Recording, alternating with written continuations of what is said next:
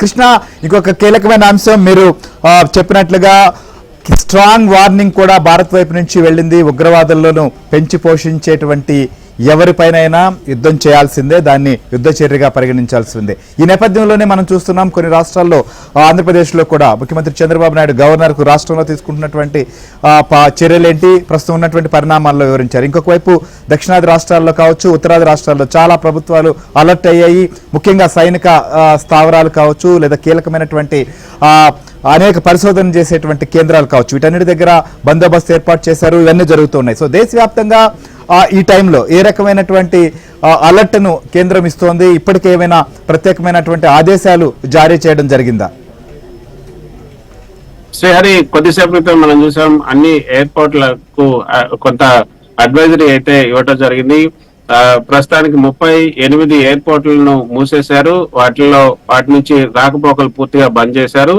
ఇప్పుడు ఉన్నటువంటి అంటే వేరే రాష్ట్రాల నుంచి వచ్చే విమానాలు కూడా, అంటే బోర్డర్ స్టేట్స్ లో ఏవైతే ఉన్నాయో ఆ స్టేట్స్ నుంచి ఢిల్లీకి లేకపోతే ఇతర రాష్ట్రాలకు వెళ్లే విమానాలలో పూర్తిగా అంతరాయం కలిగింది. కాబట్టి మొత్తం 38 ఎయిర్పోర్ట్లను మూసేసినట్టుగా చెప్పారు. సో ఇప్పుడు మనం మాట్లాడుకుంటున్న ఈ సమయంలోనే అక్కడ పాకిస్తాన్ తీవ్రంగా ఈ యొక్క డ్రోన్లు అదేవిధంగా మిసైల్ ను జారవేడుస్తున్నట్లుగా మనకు సమాచారం అందుతుంది. వాటిని ప్రతిగా భారత్ కూడా పాకిస్తాన్ పైన అదే రీతిలో సమాధానం చెప్తున్నట్లుగా కూడా మనకి అర్థమవుతుంది. కొంత భీకరంగా ఈ పరిస్థితి మారుతున్న నేపథ్యంలో ఆ పరిస్థితులన్నింటినీ కూడా, అక్కడ ఉన్నటువంటి పరిస్థితులు అయితే అందుకే ప్రాంతంలో మళ్ళీ మొదలైంది అనుకోవచ్చు. అంటే ఇప్పుడు కూడా డ్రోన్లను వదలడం అనేటివి సాగుతోందా? సో వీటిని తిప్పికొడుతున్నటువంటి పరిస్థితి కూడా ఉందా? ఎక్కడ ప్రధానంగా ఇలాంటి పరిస్థితులు ఉన్నాయనుకోవచ్చు? ఎక్కడ ఈ టెన్షన్ కొనసాగుతోంది ప్రస్తుతం? జమ్మూ కాశ్మీర్, అదేవిధంగా రాజౌరి, నౌషారా ఈ సెక్టర్ లో ఇప్పుడు మళ్ళీ తాజాగా కాల్పులు అదేవిధంగా డ్రోన్లను జారవేయటం మొదలు పెట్టింది పాకిస్తాన్. వాటిని తిప్పికొడుతుంది.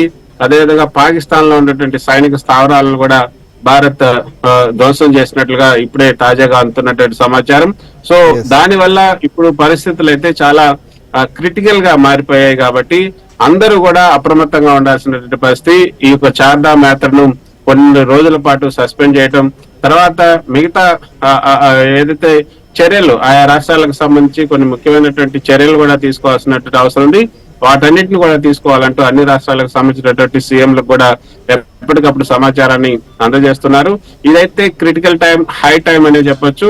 ఇప్పుడు ఈ టైంలో ఒక యుద్ధం తప్ప భారతదేశంలో ఇక వేరే దేనికి కూడా ప్రయారిటీ లేదు. ఇప్పుడు తాడో పేడో తేల్చుకొని దీని తర్వాతనే ఇక వేరే ఏదైనా ప్రోగ్రామ్ చేయాలన్నా లేకపోతే వేరే ఇక దీని తర్వాతనే మిగతా కార్యక్రమాలను పెట్టుకునే అవకాశం ఉంటుంది. ప్రస్తుతం అయితే ఈ యొక్క ఉగ్రవాద నిర్మూలనకే భారత ప్రభుత్వం ముందు ప్రియారిటీ ఇచ్చింది. సో అన్ని రాష్ట్రాలకు సంబంధించినటువంటి సీఎంలకి, సిఎస్ లకి అందరికీ కూడా సమాచారం ఇచ్చింది. ఇప్పుడు జరుగుతున్నటువంటి బోర్డర్ లో ఉన్నటువంటి పరిస్థితి ఏంటి, తర్వాత ఇప్పుడు ఉత్తరాదిలో ఉన్నటువంటి ఆయా రాష్ట్రాలకు సంబంధించినటువంటి పర్యాటకులు కానీ లేకపోతే అక్కడ ఉన్నటువంటి భక్తులకు కానీ ఎటువంటి అసౌకర్యం కలగకుండా తిరిగి మీ రాష్ట్రాలకు తీసుకెళ్లాల్సిన బాధ్యత కూడా మీ దగ్గర ఉంది, మీ మీద ఉందని కూడా చెప్పడం జరిగింది. అందుకే ఇక్కడ ఢిల్లీలో ఉన్నటువంటి అన్ని రాష్ట్రాలకు సంబంధించినటువంటి భవన్లు ఇక్కడ ఒక సెంటర్ ని ఏర్పాటు చేసి వాళ్ళందరినీ కూడా సురక్షితంగా వాళ్ళ స్వస్థలానికి పంపిస్తున్నారు.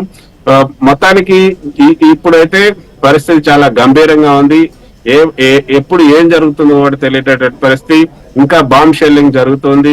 తర్వాత అక్కడ దాడులు అయితే ముమ్మరం అయ్యాయి. కొంత నష్టం అయితే రెండు వైపుల నుంచి కొంత నష్టం అయితే జరుగుతున్నటువంటి పరిస్థితి ఉన్నట్లుగా మనకు సమాచారం అందుతుంది. ఈ వివరాలన్నీ కూడా 5:30 గంటలకు జరిగే సమావేశంలో కొంత వివరించే అవకాశం ఉంటుంది. ఇక భారత్ వైఖరి ఏంటి, భారత్ ఇకపైన ఏ విధంగా ఉండబోతుందని కూడా ఈ సమావేశంలో తెలిపే అవకాశం ఉంది. కానీ ఉదయం 10:30 గంటల సమయంలో జరిగినటువంటి విలేకరుల సమావేశంలో కూడా చాలా క్యాల్కులేటెడ్ గా వాళ్ళు చెప్పడం జరిగింది. మేము ప్రపోర్షనేట్ గా మేము యాక్ట్ చేసాం, తర్వాత రెస్పాన్సిబుల్ గా యాక్ట్ చేసాం, తర్వాత మేము ఎప్పుడు కూడా ఆ యొక్క నియమాలను మేము ఎప్పుడు గీత దాటలేదు అన్న విషయాలను కూడా చెప్పారు. కానీ తొలిసారిగా ఈ రోజు మాత్రం మేము అక్కడ పాకిస్తాన్ లో కొన్ని టార్గెట్స్ ని మేము ధ్వంసం చేశాము. అక్కడ ఉన్నటువంటి సమాచార వ్యవస్థ కానీ లేకపోతే టెక్నికల్ సంబంధించినటువంటి సెంటర్స్ కానీ, రాడార్ వ్యవస్థకు సంబంధించినటువంటి సెంటర్స్ కానీ వీటన్నిటిని కూడా మేము టార్గెట్ చేశామని కూడా వాళ్ళు తొలిసారిగా ఇంత క్లియర్ గా చెప్పడం జరిగింది. సో ఇంకా మచ్ మోర్ క్లియర్ గా ఈ 5:30 గంటల సమయంలో రైట్ కృష్ణ రైట్ ఒక చిన్న బ్రేక్ తీసుకుందాం. మీరు అన్నట్లుగా ఇంకా ప్రస్తుతం కొన్ని ప్రాంతాల్లో ఉద్రిక్తత పరిస్థితులు మళ్ళీ మొదలయ్యాయి. చీకటి పడుతుంది అనగానే మళ్ళీ డ్రోన్లు ఎగరవేయడం కావచ్చు, లేకపోతే పాకిస్తాన్ దొంగ దెబ్బ తీసేటువంటి ప్రయత్నాలు అయితే కొనసాగుతున్నాయి. దానికి సంబంధించినటువంటి అప్డేట్ చూద్దాం. వివిధ రాష్ట్రాల్లో తీసుకుంటున్నటువంటి పరిణామాలేంటి, ఆయా రాష్ట్రాలు ఏ రకంగా